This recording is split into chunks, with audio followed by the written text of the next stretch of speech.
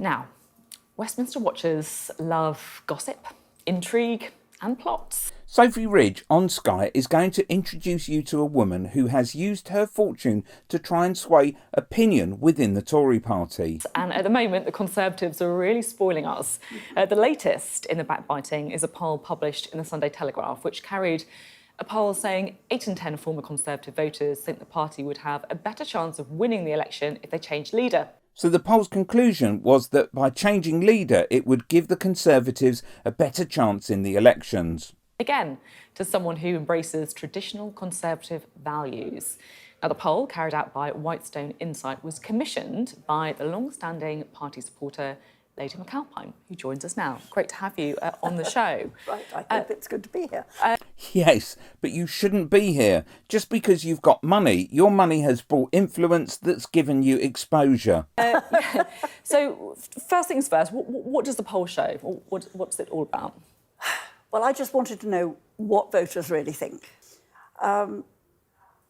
We got a surprising result in that we gave them X, Y, and Z, as it were, and in fact X was the most right wing, and they were the one. That was the one. 90%, I think, said they would go for the more right wing. So you get the idea. This is an individual that wants to push her agenda. So let's move on to George Monbiot speaking at the South Devon primary. This is the first ever people's primary in the United Kingdom. It's an invention of our constituency. This is something, but it's not staying within our constituency because other constituencies around the country, which have got the same problem as we have picked up the model and are now running with it as well. So what is George referring to? Well, the South Devon primary is an area that usually returns a Tory MP, although many voters would prefer anything but.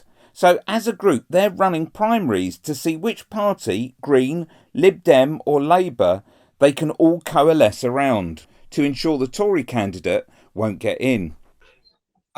For 99 years, Totnes has been a Conservative constituency, despite the fact that in recent years, the majority of people living in this constituency have voted for progressive candidates.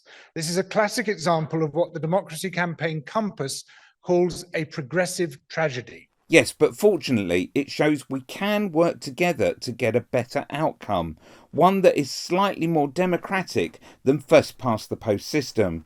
It's a small step in the right direction, collective power rather than being under a government influenced by people like this. I knew that the Conservative Party itself was rotten at the core. There's been something going on. I started looking at it in 1910 and thinking there's something really bad going on here. And so I've just been watching them stab people in the back, watching people being manipulated. So Boris got well and truly hung by his own people. Yep, she's a Boris supporter and she wants him back. And yes, you did hear right, she did say 1910. Where most people don't want a Conservative to represent them, but the Conservative ends up representing them. And this is an artifact of our first past the post political system, which deprives us of genuine democratic power and genuine democratic engagement. Click here for a video called Happy Doomsday, Holly.